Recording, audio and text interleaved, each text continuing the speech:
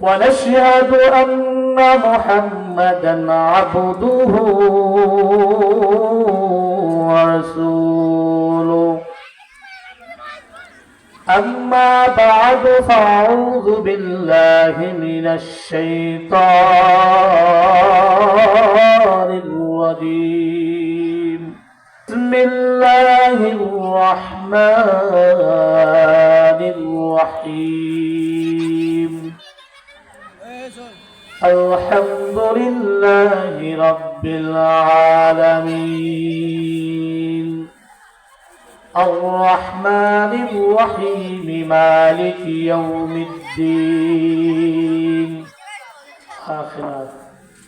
وقال النبي صلى الله عليه وسلم لا طاعة لمخلوق في معصية الخالق أو كما قال النبي صلى الله عليه وسلم راہ میرے مسکن حوالي كعبة بنے میرے مدفن ديار مدينة بلغ الأولى بكمالهم كشف الدجى بجمالهم حسنت جميع خصاله صلوا عليه وآله আলহামদুলিল্লাহ প্রশংসা আল্লাহ তাআলার জন্য আল্লাহ রাব্বুল আলামিন আমাদেরকে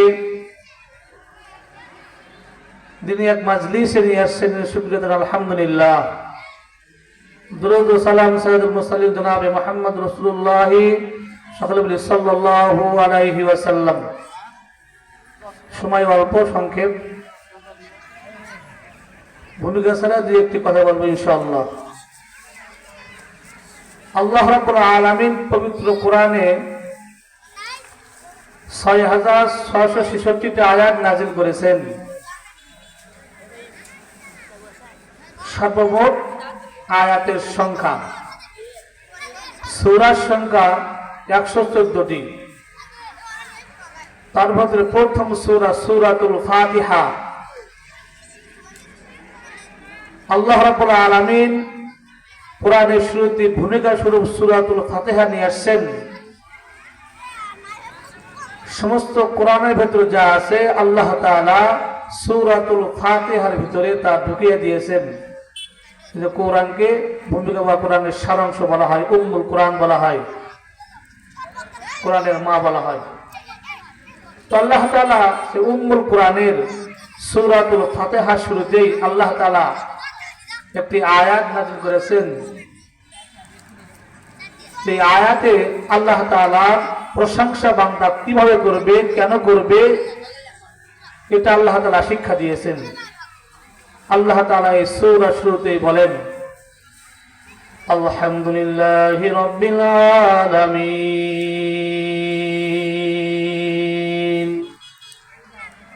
আলহামদুলিল্লাহ, প্রশংসা আদায় করো